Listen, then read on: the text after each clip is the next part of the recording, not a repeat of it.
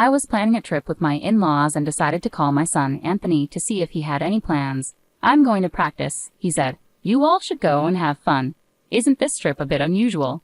"Are you okay, Mom?" Anthony asked. "I'll manage. I'll bring you back a souvenir. Work hard at your practice," I replied. My son, Anson, has always loved running marathons, just like me. He even got a college scholarship for it. Even though his college is nearby, he lives in the dorms to save commuting time and only comes home during long holidays. I knew he couldn't join us on the trip, but I wanted to ask anyway. His answer was just what I expected. "My name is Flora. I'm 46 years old and work full-time. My husband, Steve, is 4 years older than me and used to be my boss. He's a capable man, and I respect him. After we got married and had our son, we were a happy family. But over time, our relationship started having problems. The main reason was my husband's parents, especially his mom, who didn't like me from the beginning and often bullied me. At first, Steve defended me because we lived far from his parents, so we didn't see them often. But when Anson wanted to attend a high school near my mom's house because of his love for marathoning, things changed. I was the one who got him into running since I used to run marathons and still do sometimes. I was happy he enjoyed running like me, so I convinced Steve to move closer to the high school Anson wanted to attend. Steve applied for a transfer at work so we could move, and Anson got into a good university because of his high school, so it worked out well. The day before our trip, Steve said, "Go get the rental car tomorrow morning and pick up my parents on your way back." I was confused and asked, "Why am I the one renting the car?" "What are you going to do?" "I'm exhausted from work, so I'll sleep until the last minute. Once you pick up my parents, come back and I'll drive from there. It's on the way to where we're going anyway," Steve explained. I understood his reasoning, but I was also very tired. Even though we both worked similar hours, I did all the house chores. When I thought about it, we used to share chores equally. But since moving closer to his parents, they started visiting often, and the balance shifted. Whenever his mom saw Steve doing chores, she strongly disapproved. "Housework is the wife's job. The breadwinner shouldn't do it. Isn't that right, Flora?" Steve's mom would say, giving me a stern look, and I would nod in agreement.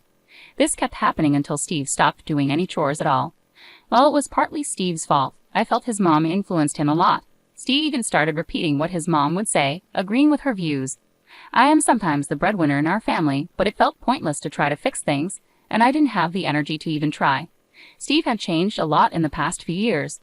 His work performance seemed to be getting worse, and he often took out his frustrations on me. I realized that arguing back only caused more problems, so I decided to just accept the situation.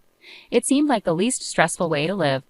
I thought about divorce sometimes, but I worried it might hurt our son's chances of getting into college if we became a single-parent family. So I put that idea aside. Instead, I started thinking of my husband more like a pet than a person, which surprisingly made me feel less stressed. Eventually, I realized that getting a divorce wasn't worth the effort, and that's how I ended up where I am today. I agreed to this trip because it was to a resort I really loved. I knew I could have a great time even if I ended up doing things alone. Honestly, I was ready to do separate activities from my in-laws and husband if necessary. Maybe they invited me mainly to drive, but since both my husband and father-in-law could drive, I figured it would be fine. I played along with the idea that our spoiled dog was being demanding again. My husband asked me to pick up the rental car, so I went to my in-laws' house. "Flora, you're late. Is this the car for today? You should have rented a bigger one," my mother-in-law said. "Well, it's better than your tiny car, at least," I replied. "The car we usually use is one I bought myself, even for commuting to work. I assumed I'd be its main user since I paid for it. We don't often travel out of town, so I thought a small car would be enough. Plus, I loved its interior design and color, so I bought it. My husband would use it without asking and show his parents around in it. My mother-in-law criticized the car's size and acted like I could only afford a small car. I suggested we use my father-in-law's car for the trip, but he didn't want others driving it and didn't want to do all the driving himself. So we rented a car, but I wasn't consulted about this. I found out that I'd have to pick up the rental car and drive it while they sat comfortably in the back seat. It made me want to tell them to arrange their own transportation. I was really tired. In the end, even though my husband said he'd help with the driving, he slept through the entire trip. My father-in-law refused to drive unless it was his car, leaving me to drive the whole way while my husband napped in the passenger seat. My father-in-law constantly criticized my driving, giving me suggestions too late or questioning my decisions at traffic lights. It was just added stress. My mother-in-law joined in, criticizing my driving too. I found it annoying to be critiqued by someone who couldn't drive herself, especially since my father-in-law had been in many accidents and should have given up his license. My mother-in-law insisted he was just unlucky and a good driver. I didn't want him to drive me around anyway. I didn't mind driving, but I wished he would stop interfering.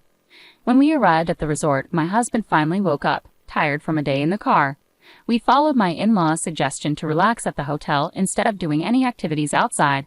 I enjoyed the chance to unwind, swimming in the pool and exploring the hotel grounds. It was a nice way to spend the day after a delicious dinner and a relaxing spa visit. I returned to our room to find my husband already asleep. I wasn't sure what my in-laws were doing next door, but they were probably asleep too. I went to bed, and when I woke up to the fresh morning air, my husband was still asleep. With some time before breakfast, I decided to take a walk. But when I returned, I found an unbelievable sight. My husband was gone, and his things were missing too. I frantically searched the room and tried to contact my in-laws next door, but there was no answer. At the front desk, I learned they had already eaten breakfast an hour earlier than I was told. It seemed they had left me behind. I also had to pay for the hotel checkout by myself. Was my mother-in-law's offer to pay for our stay just a trick? With no other choice, I paid for both rooms and left the hotel, only to find there was no car waiting for me. While I was thinking about what to do next, my phone rang. It was my mother-in-law. Where are you now?" I asked, confused about the situation. My mother-in-law chuckled in response, "Just enjoying some quality family time since we're on vacation." "I see, but why didn't you all just leave together from the beginning instead of leaving me behind?" I couldn't help but ask. "Wow, Flora, you did express interest in joining us, didn't you?" "That's why we decided to bring you along," she replied casually. I remembered mentioning that I wanted to visit this resort while watching TV with my husband. Was that what he remembered? Normally, it would be sweet if he remembered my casual comments, but this time it felt like he used it to annoy me. Besides, I was the one who did most of the driving to get here. Why should I be reminded that I was brought here by my mother-in-law, who neither drove nor contributed any money? Beyond anger, all I could do was sigh. "Fine then, let's go sightseeing as a family and head home afterward," I suggested. "You can do some sightseeing too, Flora, and then come back. We're not sure how you'll get back, but you're good at marathons, aren't you? Just run back." My mother-in-law taunted, her laughter making me more frustrated. "If Steve is driving, put me on speakerphone so he can hear me," I demanded, my anger boiling over. As soon as I made the request, it seemed my mother-in-law transferred the call, and my husband's voice came on the line. "Good morning. You were eager to come here, weren't you? Take it easy today, but remember we have laundry from the trip to tackle. Make sure it's washed by tomorrow morning," he said cheerfully. But any warmth I once felt for him had disappeared. "Do your own laundry," I replied sharply. "Hey, that's not a nice way to speak. As the breadwinner, I'm advising you to relax today. You should be thanking me," he replied. "Oh, the breadwinner? Don't worry, this will be the last time we see each other since you've mostly just seen me when you're asleep," I said, making it clear that I was serious. "What do you mean?" he asked, clearly puzzled. "We need to head back home today. There's laundry and house cleaning waiting for us," my husband declared. "Yeah, that's exactly why I'm not going back," I responded firmly. "What do you mean?" His voice quivered with uncertainty. "I'm filing for divorce. Remember 6 months ago when you told me you met your soulmate, your childhood friend, and you were planning to marry her? The one who moved back to your hometown after her divorce?" I reminded him, feeling the surge of emotion. About 6 months ago, I sensed something was wrong and confronted my husband. He confessed he had reconnected with his childhood friend and believed she was his true love. He wanted to divorce me and marry her to support her and her child as a single mother. He even gave me pre-filled divorce papers, but I couldn't bring myself to end our marriage. We didn't speak for days until he realized he needed my help with household chores. Eventually, he asked me to forget what he said, but I couldn't, so I started gathering evidence of his cheating. I wondered if Steve had planned this trip to try to win me over. This conversation happened about 3 months ago, shortly after I quit my job. As I shared my thoughts, I could hear the surprise in my in-laws' voices on the other end of the speakerphone. It seemed this was the first time they were hearing about their son's resignation. "I remember when you said you were leaving your job. I was worried about you finding a new one and disagreed with your reasons, didn't I?" I continued, recalling the exchange. "You were confident and assured me you'd find a new job quickly. Yet here we are, and you've only managed to secure a part-time position. I can't help but wonder when you'll find something more stable." As Steve remained silent while driving, I took the chance to share my thoughts. "I've been imagining you as a dog to cope with the stress, but then I realized I might as well get a real one," I said firmly. "So I'll be filing the divorce papers. Enjoy your family vacation." My in-laws were shocked, and my husband tried to say something, but I hung up the call without a second thought. I decided to enjoy sightseeing before heading home, and I explained the situation to my son over the phone. His response was simple. I told you so. While his reaction was expected, it felt a bit lighter than I anticipated, given that he already knew what was going on. When I returned from the trip, I didn't go back home. Instead, I put my sons and my belongings in a self-storage unit, just in case. With only the essentials, I went to a real estate agency. The sales representative, who I had become friendly with and shared drinks with a few times, greeted me warmly. She was from my generation, so she was easy to talk to. Over drinks, I had told her about my husband and in-laws and asked her to let me know if any properties became available. That day, I signed a contract for my own place. Having a new home made me feel relieved, and I went to the city hall to submit the divorce papers, which went through without any problems. Finally, I returned the many calls my ex-husband had made. "Hello," I began, keeping my voice steady. "The divorce papers have been accepted. We are now officially strangers." My husband's panicked voice came through the phone. "Are you serious about the divorce?" I ended things with her. "It's just you now. You didn't like me looking at other women, right? Well, now I'm only focused on you. Please come back without any worries." But his words only made me feel disgusted. "What are you talking about? I never tried to please you in the first place. And you didn't end things with her, did you? You were dumped because you couldn't find a job and had no money, right?" It turned out my husband's mistress was acquainted with the sales representative who helped me find my new place. What a small world. She had listened to my husband's mistress's complaints about him, saying she was his current girlfriend. Apparently, after he quit his job and started working part-time, she saw no reason to stay with him and ended things. But a fling is just a fling. I'll definitely be seeking compensation. That's correct. Even though they split up now, he still cheated, and there's evidence. Compensation.